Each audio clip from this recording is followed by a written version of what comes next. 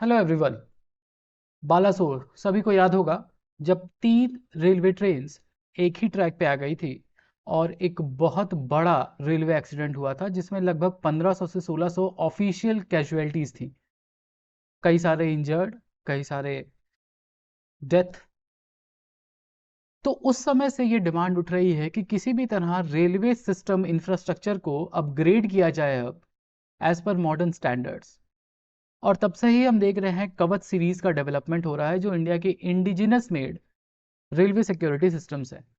और ये वर्ल्ड में मौजूद जो भी फाइनेस्ट सिक्योरिटी सिस्टम्स है एज पर देम, और we can say it is on at par with all those security systems in the world. वो कैसे है, क्या सिस्टम्स हैं इसके, वो सब हम देखेंगे। So let's talk about from Balasore to Kavach 4.0 जो कि अब चालू होने जा रहा है, how India is revolutionising the railway safety. Welcome everyone, मेरा नाम है Rishabh, I am economics optional faculty here. इसी बात को आगे बढ़ाते हैं, बट उससे पहले कि रेलेवेंस क्या है आपके यूपीएससी के लिए, क्यों हम ये वीडियो कर रहे हैं। पहला तो इंफ्रास्ट्रक्चर, फिर टेक्नोलॉजी, पब्लिक सेक्टर रिफॉर्म्स क्योंकि डायरेक्ट क्वेश्चन आते हैं इससे, इंटरनेशनल ट्रेड क्योंकि कैसे हम अपने इस टेक्नोलॉजी को यूज़ करके इंटरनेशनली सर्विसेज और कंसल्टेंसी में इम्प्रूव कर सकते हैं अपनी प्रेजेंस। तो ये सब कुछ ना सिर्फ जीएस पेपर 3 के लिए बल्कि साथ ही साथ इकोनॉमिक्स ऑप्शनल के बच्चों के लिए भी ज़रूरी है। एक क्वेश्चन भी आपके लिए कि analyse the economic rational behind the government investment इन कवच 4.0 and compare India's approach with international railway safety system. A very good question. अब इस क्वेश्चन का अगर आपको आंसर लिखना है तो आपको ये वीडियो पूरी देखनी है ऑब्वियसली। तभी आप, अगर आप कॉपी पेन लेके बैठे रहेंगे तो आप मेन पॉइंट्स को जॉट डाउन करते रहिए और आप एक बेहतर आंसर लिख पाएंगे। तो आगे बढ़ते हैं हम लोग कि प्रॉब्लम क्या है पहले वो समझते हैं। तो इंडिया की जो सेफ्टी क्राइसिस है वो सिर्फ सेफ्टी क्राइसिस, भाई ठीक है, ह्यूमन रिसोर्स कैपिटल का लॉस है, बहुत लॉस है, बट उसके साथ साथ इसके इकोनॉमिक इम्पैक्ट्स भी बहुत ज़्यादा हैं। आप आज देखिए तो पिछले 10 सालों में 2014-15 से आज तक लगभग 1400 एक्सीडेंट हुए हैं। इसका मतलब है कि हर महीने 4 एक्सीडेंट और हर हफ्ते एक एक्सीडेंट होता है इस देश में। तो अगर आप एक्सीडेंट करते रहेंगे तो आपकी रेलवे ट्रैक्स हमेशा बिजी रहेंगे, वो बंद हो जाएगा वो रेलवे ट्रैक, उसकी वजह से डाइवर्ट करके आपको ट्रेन ले जानी होंगी, टाइम ज़्यादा लगेगा, ट्रस्ट कम होगा, कॉन्फिडेंस कम होगा, क्योंकि मालूम है कि भाई एक्सीडेंट हो सकता है, एक्सीडेंट प्रोन है रेलवे, तो आपको समय ज़्यादा लगेगा। कोई मान लो प्राइवेट प्लेयर आपके साथ बिजनेस कर रहा है तो उसको लॉसेज होंगे। इसके साथ साथ टूरिज्म को इम्पैक्ट पड़ेगा क्योंकि लोग पहले डरेंगे, कॉन्फिडेंस उनका कम होगा कि हम रेलवे लें ना लें क्या करें। तो इस कॉन्फिडेंस बिल्डिंग मेजर के लिए कि ट्रस्ट बेस्ड सिस्टम को बेहतर बनाने के लिए ज़रूरी है कि आप अपनी सिक्योरिटी को मॉडर्नाइज करें as per the current standards. नहीं तो आपको ये दिखाई देगा कि इसके इकोनॉमिक इम्पैक्ट्स, आज जो रेलवे है जो 100 रुपया कमाती है, रेलवे चलाने में 100 रुपया खर्च हो जाता है, उसके ऊपर से वो लॉस पे रहती है। लगभग 100% का ऑपरेटिंग रेशियो है। और इसकी वजह से क्या होता है कि जब भी एक्सीडेंट होता है तो हम ये देखते हैं ओवरऑल पिछले 10 सालों में लगभग 150 से 200 करोड़ हर साल रेलवे को खर्च करना पड़ता है सिर्फ इंफ्रास्ट्रक्चर को दोबारा रिपेयर करने में, रेलवे ट्रैक्स को रिपेयर करने में 150 करोड़ 200 करोड़। तो कैसे इससे बचा जाए। और एक्सीडेंट्स होते हैं तो आप हाई रिस्क इन्वेस्टमेंट हो जाते हैं। जब आप हाई रिस्क इन्वेस्टमेंट होते हैं तो इंश्योरेंस कॉस्ट भी ज़्यादा होती है, उसका खर्चा ज़्यादा होता है। और इसके साथ साथ अपॉर्चुनिटी कॉस्ट आप लॉस कर रहे होते हैं क्योंकि फ्राइट, जो आप गुड्स लेके चल रहे हैं वो डिले होता है, आप जो पैसेंजर्स को लेके जा रहे थे वो डिले होती है। तो इससे ओवरऑल कंट्री की प्रोडक्टिविटी का, क्रूशियल प्रोडक्टिविटी का लॉस हो रहा होता है। कभी आप ह्यूमन रिसोर्स का लॉस करते हैं, कभी आप इकोनॉमिक गुड्स का लॉस कर रहे होते हैं, सर्विसेज का लॉस कर रहे होते हैं, और इस तरह से पूरा सिस्टम एक विशियस साइकिल में फंस जाता है। तो कैसे निपटा जाए इससे, क्या किया जाए, क्या है कवच। तो क्या है इकोनॉमिक डायमेंशन इन एक्सीडेंट्स के, वो देखते हैं। तो डायरेक्ट इकोनॉमिक कॉस्ट देखी जाए तो 150 करोड़ लगभग का लॉस डायरेक्ट होता है रेलवे को, चाहे वो लोकोमोटिव का लॉस हो, कोचेस का लॉस हो, गुड्स का लॉस हो, क्योंकि मान लीजिए आप गुड्स ट्रेन लेके जा रहे हैं, उसका एक्सीडेंट हुआ तो उसके अंदर जो गुड्स है वो भी इंश्योर्ड है, आपको उसका पैसा वापस करना है। इसके साथ साथ इंफ्रास्ट्रक्चर रिपेयर करना है, रेलवे ट्रैक, सिग्नल्स, ब्रिज जो खराब हुए उसको आप रिपेयर करेंगे। तो हर साल आप 150 करोड़ रुपए लॉस कर रहे हैं डायरेक्ट। उसका इनडायरेक्ट कॉस्ट अगर देखा जाए तो सप्लाई चेन डिसरप्शन होता है, मैन्युफैक्चरिंग में डिले होता है क्योंकि बहुत बड़े बड़े कंसाइनमेंट रेलवे अपने गुड्स ट्रेन से ले जा रहा होता है। तो अगर समय से पहुंचेगा नहीं इनपुट रॉ मटेरियल तो समय से आपका आउटपुट नहीं मिलेगा, overall output productivity GDP of the country will be impacted. Tourism क्यों इम्पैक्ट होगा? टूरिज्म इसलिए इम्पैक्ट होगा because lack of confidence in railways, लोग अपने ट्रैवल को पोस्टपोन करेंगे, कैंसिल करेंगे। क्यों करेंगे? इसीलिए क्योंकि उनको अभी डर है कि पता नहीं दोबारा से तो नहीं हो जाएगा। एक समय था जब कानपुर के आसपास की रेलवे लाइन पे लगातार डीरेलमेंट हो रहे थे। अभी जब ये वीडियो आप देख रहे होंगे तो आपने न्यूज़ भी देखी होगी कि कानपुर के आगे फिर से एक डीरेलमेंट हुआ है, जिसकी वजह से वंदे भारत जैसी ट्रेन को भी घूम के जाना पड़ रहा है। 8 घंटे का सफ़र 12 घंटे का हो गया है। तो this is the time delay, lack of confidence that this लगातार महीने में 4 अगर एक्सीडेंट और डीरेलमेंट्स होंगे तो it will create fear among people to take railways. इसके अलावा हम देखते हैं कि रीजनल डेवलपमेंट के ऊपर एक लॉस होता है क्योंकि कनेक्टिविटी इश्यूज आते हैं। बहुत सारे ऐसे रीजन हैं जो आज भी रेलवे की वजह से बड़े शहरों से कनेक्टेड हैं, उस पर इम्पैक्ट होता है। और इसके साथ साथ अपॉर्चुनिटी कॉस्ट की अगर हम बात करें तो रिसोर्स को डाइवर्ट करना पड़ता है। भाई मान लीजिए कि आप रेलवे डेवलपमेंट के लिए रिसोर्स लगा रहे थे, कवच सिस्टम बनाने के लिए लगा रहे थे, नए वंदे भारत कोचेस के लिए लगा रहे थे, वंदे मेट्रो के लिए लगा रहे थे, बट एक्सीडेंट हो गया। तो आप ऐसा तो करेंगे नहीं ना कि पहले वंदे भारत बना लेते हैं, एक्सीडेंट वाला बाद में देखेंगे। You will have to prioritise the accident site. ठीक है, आपको मुआवजा देना है, आपको वहां पे प्रायोरिटाइज करना होगा। You will have to prioritise the accident and the after marks of accident.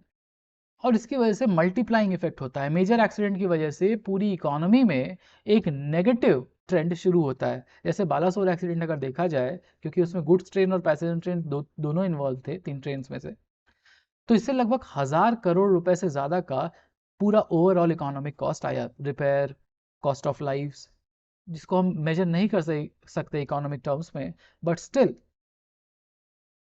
तो अगर हजार हजार करोड़ रुपए का डिले कर रहे हैं, लॉस कर रहे हैं, तो it will be a big problem for economy कि आप तो हर समय मुआवजा देते रहेंगे, आप अपना रिपेयर करते रहेंगे, बट आप कभी भी नेक्स्ट स्टेप नहीं ले पाएंगे।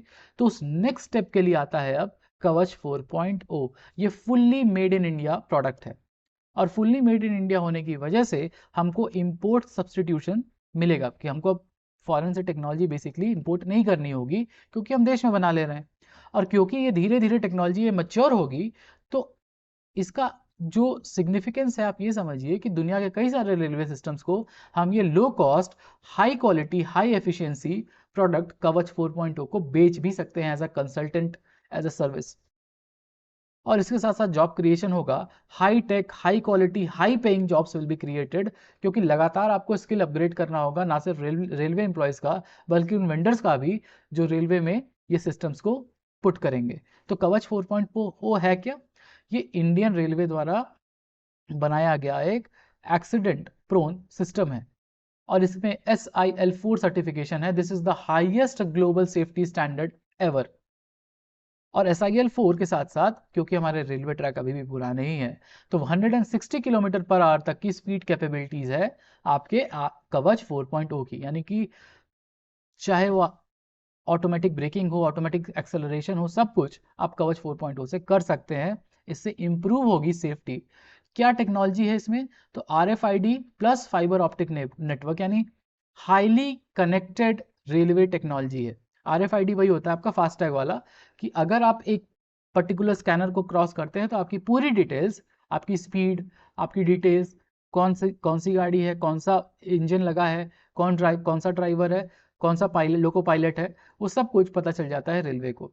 इन केस क्योंकि RFID सिस्टम बहुत पास पास लगाए जाएंगे, तो इन केस कहीं भी कुछ प्रॉब्लम आती है, पटरी खराब हो गई या सिग्नल खराब हो गए, तो प्री एम्प्टिव मेजर्स लिए जा सकते हैं, जिससे एक्सीडेंट्स को अवॉइड किया जा सकता है। अभी हम लोग पोस्ट मेजर्स लेते हैं, हम वो प्री कर सकते हैं, प्री एम्प्टिव मेजर्स ले सकते हैं। तो करंट डिप्लॉयमेंट अगर देखा जाए तो 4000 किलोमीटर के ट्रैक्स के ऊपर 708 स्टेशन में लगभग 1100 लोकोमोटिव्स में ये लगाया जा चुका है। इसका पहला जो पायलट चलने वाला है वो दिल्ली मुंबई रेलवे लाइन पे चलने वाला है, दिल्ली मुंबई रेलवे लाइन। और इस दिल्ली मुंबई रेलवे लाइन के ऊपर खासकर मथुरा कोटा वाला, जो मथुरा टू कोटा ये वाला जो पार्ट है, सब पार्ट, यहाँ पे कवच को फुल्ली डिप्लॉय किया जा चुका है। तो यहाँ पे अब ट्रेन ऑटोमेटिक ब्रेकिंग्स और टेक्नोलॉजिकली अपग्रेडेड सिग्नल सिस्टम के ऊपर चलेंगी। तो उम्मीद की जा सकती है कि एक्सीडेंट प्रोन जो एरिया रहा है वो कम होता जाएगा धीरे धीरे। इसके साथ साथ ह्यूमन कैपिटल डेवलपमेंट के लिए लगभग 30,000 एम्प्लॉयज़ को अपग्रेड स्किल्स दी जा रही है, so that they can function with कवच 4.0। चाहे वो लोको पायलट्स हों, चाहे वो सिग्नल सिस्टम्स को जो देखते हैं वो हों, इनको अपग्रेडेड स्किल्स दी जा रही हैं। और इसके साथ साथ आप सोच के देखिए कि अराउंड दिस सिस्टम, क्योंकि RFID टैग्स बनाना होगा, नए सिग्नल्स बनाने होंगे, तो इंडिया में एक बूस्ट मिलेगा मैन्युफैक्चरिंग और सर्विसेज सेक्टर को भी, to deploy and develop new software systems, new AI systems, IoT devices etcetera. Kavach काम कैसे करता है वो भी समझते हैं। तो लगभग 6000 किलोमीटर का फाइबर ऑप्टिक केबल बिछाया गया है, making it well connected with high speed internet, और 619 टेलीकॉम टावर्स लगाए गए हैं। और RFID टैग को हर किलोमीटर ऑफ रेलवे पे फिट किया गया है, ताकि पता रहे कि यहाँ से ट्रेन गुजर गई है। आगे कहीं मान लो कि रेलवे ट्रैक में खराबी आती है तो वो भी तुरंत पता चल जाए। That's why RFID tag. और सबसे बड़ा इसका एडवांटेज है real time communication between trains and control centre and trains. तो जिस दो ट्रेन में अगर कवच सिस्टम लगा होगा, मान लो आमने सामने आ गई एक ही ट्रैक पे, तो दोनों ब्रेक लगा देंगे इससे पहले कि ज़्यादा करीब है। वो जैसे एडवांस ऑटोनोमस सिस्टम होते हैं ना, ऑटोमेटिक ब्रेकिंग वाले कार में, वैसा ही कुछ। इसी तरह हम देखते हैं इकोनॉमिक इंफ्रास्ट्रक्चर क्रिएशन भी होगा, क्योंकि एक टेलीकॉम नेटवर्क आपको बनाना है तो कई सारे इनडायरेक्ट जॉब्स क्रिएट होंगे, नई टेलीकॉम कंपनीज को नए टेंडर्स मिलेंगे, तो नए प्रोडक्ट्स डिज़ाइन किए जाएंगे, एम्प्लॉयमेंट जनरेशन होगा इंस्टॉलेशन के लिए, मेंटेनेंस के लिए, इनडायरेक्ट क्रिएशन है। इंस्टॉलेशन, मेंटेनेंस, ऑपरेशंस के लिए नए एम्प्लॉयमेंट जनरेट होंगे। और स्किल डेवलपमेंट तो रेलवे कर ही रहा है, लगभग 30,000 रेलवे पर्सनल्स का। और इंडस्ट्रियल इकोसिस्टम को एक बूस्ट मिलेगा, जो मैन्युफैक्चरिंग में हम देख रहे हैं PLI स्कीम्स के साथ, कि इलेक्ट्रॉनिक्स हुआ, मैकेनिकल इंजीनियरिंग हुआ, टेलीकम्युनिकेशन हुआ, और प्रिसिशन RFID टेक्नोलॉजी, इस पूरे के पूरे हाईली स्किल्ड सेक्टर को एक बूस्ट मिलेगा, ताकि ज़्यादा से ज़्यादा लोग high skilled jobs, high paying jobs पे आ सके, और इंडिया का पूरा कंजम्पशन डिमांड बढ़ेगा, जिससे GDP ग्रोथ भी होते रहेगी। अगर हम ग्लोबल कंपैरिजंस देखें, ग्लोबल, तो आपको 3 कंपैरिजन में दिखाता हूँ। उसमें सबसे इंपॉर्टेंट है जापान। जापान में 1964 से आज तक, वहाँ पे सोचो 1960 से बुलेट ट्रेन चल रही है, तो 1960, और वो हाई स्पीड है, हम तो 160 किलोमीटर पर आवर की बात कर रहे हैं, वहाँ 300 किलोमीटर प्लस की एवरेज स्पीड है। 1964 के बाद से आज तक एक भी रेलवे डेथ नहीं हुई है जापान में। तो इनका फॉर्मूला है बहुत ही simple, because of safety more reliable railway, more reliable यानी more customer means more confidence in railway, और इसकी वजह से profitable railway. Most important example Japan Shinkansen. अब ये शिनकानसेन जो है इंडिया में भी बुलेट ट्रेन बना रही है। यूके के रेल नेटवर्क में देखा जाए अगर, तो लगभग जब से इन्होंने डिप्लॉय किया अपने मॉडर्न सिक्योरिटी मेजर्स को, और इनको डिप्लॉय करने में लगभग 20 साल लगे थे, और लगता ही है 20 से 30 साल, 18% रिडक्शन हुआ है सेफ्टी और क्रिटिकल एरर्स में, ह्यूमन एरर्स में। 43% रिडक्शन हुआ है near miss incident. Near miss मतलब आमने सामने आ गए, या मान लो कि कभी कभी क्या होता है ना कि ट्रेन जा रही होती है और लोग रुकते नहीं हैं, और रेलवे ट्रैक को पार करने की कोशिश करते हैं कार से, ट्रक से, तो वो एक्सीडेंट्स को भी रोकता है। And that's how UK is able to save billions in accident prevention. इसी तरह हम जर्मनी को देखें तो 25 साल में लगभग सिक्योरिटी फॉर सेफ्टी अप्रोच के साथ साथ इंटेलिजेंट कोलिजन वार्निंग सिस्टम्स को डेवलप किया जर्मनी ने, और वहाँ पे भी बिलियंस ऑफ डॉलर सेव किए गए हाई स्पीड रेलवे नेटवर्क के ऊपर। लगभग 200 किलोमीटर, 250 किलोमीटर पर आवर की से ऊपर की स्पीड, टॉप स्पीड पे चलती है वहाँ पे ट्रेन। और इसमें सबसे शाइनिंग एग्जाम्पल है जापान का, जो पता नहीं कब से बुलेट ट्रेन चला रहे हैं, और तब से एक भी पैसेंजर डेथ नहीं हुई है, with on time performance and a profitable railway network. तो वहाँ से हमें सीखने की ज़रूरत है। तो अब इसमें चैलेंजेस, अपॉर्चुनिटीज़ क्या है वो सब देखते हैं। इंडिया के लिए चैलेंज क्या है, अपॉर्चुनिटी क्या है, इंडिया कहाँ स्टैंड करता है वो। तो की चैलेंजेस इज फाइनेंशियल सस्टेनेबिलिटी, क्योंकि देखो 100 रुपये कमा रहा है रेलवे, तो 100 रुपया खर्च कर दे रहा है ऑपरेशंस में, तो रेलवे के पास एक्स्ट्रा पैसा है नहीं इन्वेस्ट करने के लिए, तो railway will have to borrow it. तो फाइनेंशियल सस्टेनेबिलिटी देखनी होगी, क्योंकि इनिशियली जब आप डिप्लॉय करने जाएंगे, आपने सोचा है कि 6 साल में हम काम कर लेंगे, जो दुनिया भर 20 साल में करती है। तो अगर आप 6 साल में डिप्लॉय करना चाहते हैं पूरे रेलवे नेटवर्क पे, तो आपको पूरे सिग्नल सिस्टम को अपग्रेड करना होगा, रेलवे ट्रैक्स को अपग्रेड करना होगा, नए सिस्टम्स लगाने होंगे, तो उसमें बहुत खर्चे आएंगे। इसके साथ साथ स्केल अगर देखा जाए तो लगभग 70,000 किलोमीटर का हमारा रेलवे नेटवर्क है, 70,000 किलोमीटर। उस पे आपको स्केल करना है, इसको 4,000 किलोमीटर पे हैं अभी आप। टेक्नोलॉजी अपग्रेड करना होगा तो आपको और एक्स्ट्रा इन्वेस्टमेंट करना होगा, कैपिटल इन्वेस्टमेंट होता है टेक्नोलॉजी में, हमेशा पैसे ज़्यादा लगते हैं। और उसके साथ साथ उस टेक्नोलॉजी को चलाने मेंटेन करने के लिए भी आपको ह्यूमन रिसोर्स डेवलपमेंट करना होगा, स्किल अपग्रेड करना होगा। जैसे आईटीआई होता है, पॉलिटेक्निक होता है, तो आपको सर्टिफिकेट कोर्सेज कराने होंगे so that they can the railway employees हुए या वेंडर्स हुए आपके, वो ऑपरेट कर सके उस नए सिस्टम के ऊपर।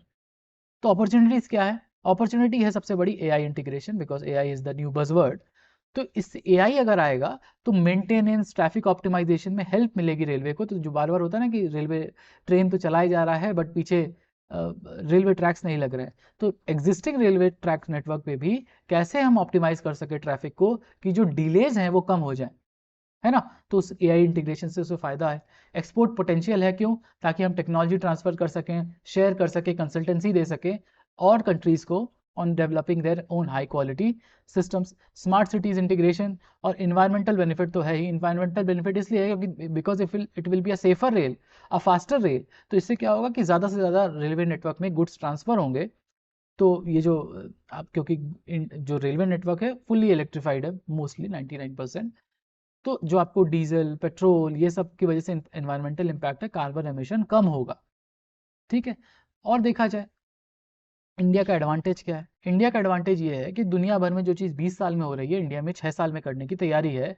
इंडिजिनस डेवलपमेंट है, यानी कोई इंपोर्ट हम नहीं कर रहे हैं क्रिटिकल टेक्नोलॉजी का। तो इससे डिले तो होना ही नहीं है। ये कोई मना कर दे, जैसे इंजन डेवलपमेंट में प्रॉब्लम होती है, तेजस के डेवलपमेंट में प्रॉब्लम होती है, क्योंकि हम ज़्यादातर चीज़ें इंपोर्ट करते हैं, इंपॉर्टेंट कंपोनेंट जैसे सीट इंपोर्ट करते हैं, इंजन इंपोर्ट करते हैं यूएस से, तो डिले होता है। बट यहाँ ऐसा कुछ भी नहीं है। और इसके साथ साथ क्योंकि 70,000 किलोमीटर का हमारा नेटवर्क, रेलवे नेटवर्क है, तो उसका स्केलेबिलिटी, स्केल पोटेंशियल बहुत ज़्यादा है, यानी इकोनॉमीज ऑफ स्केल की वजह से ऑपरेटिंग प्रॉफिट्स में आ सकती है railways, if they deploy it faster, better, and it will give railways more accuracy, more precision, and a accident free railway network. Policy alignment अगर देखी जाए तो डिजिटल इंडिया, क्यों? क्योंकि आरएफआईडी टैग्स बनाना है, ऑप्टिकल फाइबर लगाना है, नेटवर्क क्रिएशन करना है, तो इससे digital India. Make in India, क्यों? क्योंकि इंडिजिनस मैन्युफैक्चरिंग को बढ़ावा मिलेगा विथ दिस न्यू कवच 4.0 सिस्टम। और skill India, because you will have to upgrade skills of people who will have to operate all this network. ठीक है। तो इससे ट्रेड एम्प्लॉयमेंट बढ़ेगा, इंडस्ट्रियल प्रोडक्शन बढ़ेगा, ऑपरेशनल कॉस्ट को मिनिमाइज कर सकते हैं, डिलेज कम कर सकते हैं और कॉन्फिडेंस बिल्डिंग बढ़ा सकते हैं। तो ओवरऑल रेलवे को प्रॉफिटेबल बनाया जा सकता है सिक्योरिटी इंप्रूव करके। पॉलिसी इंटीग्रेशन और फ्यूचर आउटलुक क्या है? कैसे पॉलिसी इंटीग्रेट कर सकते हैं, मतलब एक मल्टीप्लायर इफेक्ट कैसे कर सकते हैं एक इकोनॉमी में? सबसे पहले तो लॉजिस्टिक कॉस्ट में रिडक्शन होगा। आज हमारा लॉजिस्टिक कॉस्ट 16% के आसपास है, चाइना का 8%। तो अगर हम रेलवे का डिलेज कम कर सके, एक्सीडेंट्स कम कर सके, तो ज़्यादा से ज़्यादा हम रेलवे के थ्रू, क्योंकि डेडिकेटेड फ्लाइट कॉरिडोर भी बने हुए हैं, रेलवे के थ्रू अपने गुड्स मूवमेंट कर सकते हैं। इससे लॉजिस्टिक कॉस्ट में रिडक्शन होगा, रीजनल कनेक्टिविटी मिलेगी। ठीक है, हर छोटे बड़े स्टेशन को कनेक्टिविटी मिलेगी। इंडस्ट्रियल ग्रोथ होगी, क्यों? क्योंकि नॉन डिलेड गुड्स ट्रांसफर हो सकते हैं, ह्यूमन कैपिटल ट्रांसफर हो सकता है, नए इलेक्ट्रॉनिक स्टार्टअप्स खुल सकते हैं, टेलीकॉम ऑपरेटर्स आ सकते हैं, ताकि आप अच्छी सर्विसेज प्रोवाइड कर सके रेलवे को। और सर्विस एक्सपोर्ट तो होगा ही, खैर रेलवे की जो टेक्नोलॉजी कंसल्टिंग है उससे आप एक्सपोर्ट अपने बढ़ा सकते हैं सर्विस सेक्टर को। ना सिर्फ सर्विस के एक्सपोर्ट, बल्कि आप ये इंडिजिनस टेक्नोलॉजी एक्सपोर्ट कर सकते हैं। तो जो आप अपना इंडस्ट्रियल कॉम्प्लेक्स बनाएंगे वो एक बेहतरीन एक्सपोर्ट ओरिएंटेड इकोनॉमिक मॉडल को भी रेप्लिकेट किया जा सकता है। 6 ईयर का रोल आउट प्लान है, pan India implementation by 2030। Investment का रिक्वायरमेंट है सस्टेन्ड कैपिटल इन्वेस्टमेंट। अब सरकार को ये देखना है कि पब्लिक प्राइवेट मॉडल पे जाती है सरकार, हाइब्रिड मॉडल पे, या फिर प्योरली पब्लिक इन्वेस्टमेंट रहता है इसमें। एम्प्लॉयमेंट क्रिएशन तो होगा ही, जो हम जॉबलेस ग्रोथ से जूझ रहे हैं वो थोड़ा कम हो सकता है। और हाई क्वालिटी इंप्लॉयमेंट, ऐसा नहीं है कि सस्ते employment, high quality employment levels will be created. And technology का इवोल्यूशन होगा, एक नया टेस्ट बेड मिलेगा, क्योंकि एआई, इंटरनेट ऑफ थिंग्स को इंटीग्रेट करेंगे तो इंडिया की इकोनॉमी और इंडिया की टेक्नोलॉजी मैच्योर करेगी और ग्लोबली एक्सेप्टेबल बनेगी। तो इंडिया का ग्लोबल प्रेजेंस थोड़ा बढ़ेगा, इम्पैक्टफुल ग्लोबल प्रेजेंस बढ़ेगा। नहीं तो इम्पैक्ट होना बहुत ज़रूरी है, बोलने से विश्व गुरु नहीं बनते। So this is all for today. कैसा लगा आपको ये lecture? Do like it, do comment it, और आपके आंसर राइटिंग में कैसे हेल्प करेगा ये लेक्चर, डू टेल मी। क्या राय है आपकी कवच सिस्टम के बारे में? क्या आपने कभी ट्रैवल किया है दिल्ली मुंबई रेलवे रूट के ऊपर।